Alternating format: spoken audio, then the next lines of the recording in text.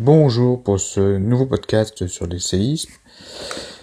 Dans le monde entier, chaque année, plus d'1 million de séismes sont enregistrés, soit environ 2 par minute. 100 000 sont ressentis, quelques-uns sont dévastateurs, d'autres non.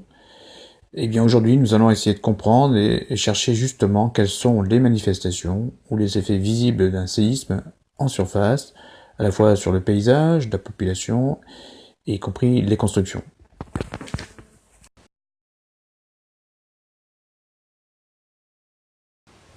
Le 12 janvier 2010, un puissant tremblement de terre de magnitude 7 sur l'échelle de Richter a frappé Haïti, une île située dans les Grandes Antilles entre Cuba et Porto Rico.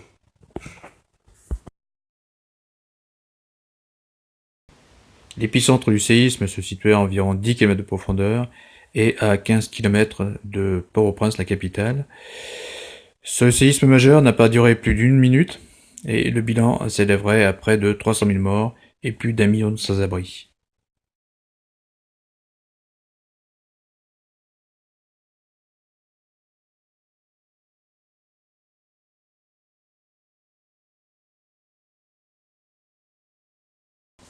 Le palais présidentiel, situé au cœur de la capitale, s'est en partie effondré et le président a miraculeusement survécu.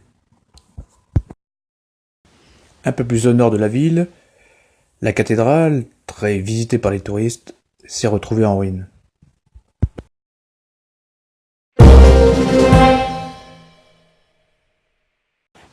Les ressortissants étrangers ont aussi été touchés par le séisme. En témoigne l'état d'un des plus célèbres hôtels de la capitale, l'hôtel Montana, qui, au vu des images, se retrouve entièrement écroulé sur le flanc, faisant au moins 200 victimes.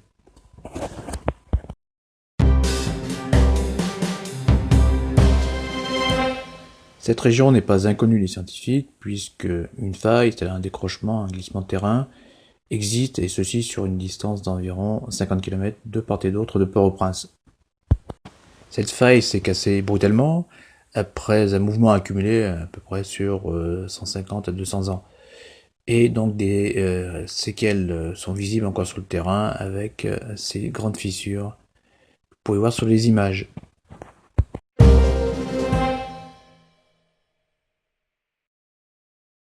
En résumé, on peut donc dire que l'ampleur de la catastrophe est due à une multitude de facteurs qui se sont additionnés.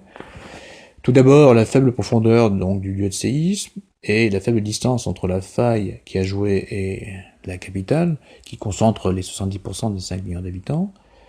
Enfin, l'heure du séisme, donc l'après-midi, 16h50 heure locale, les habitants étaient en pleine activité. Et enfin, la médiocre qualité des constructions, et notamment celle en béton.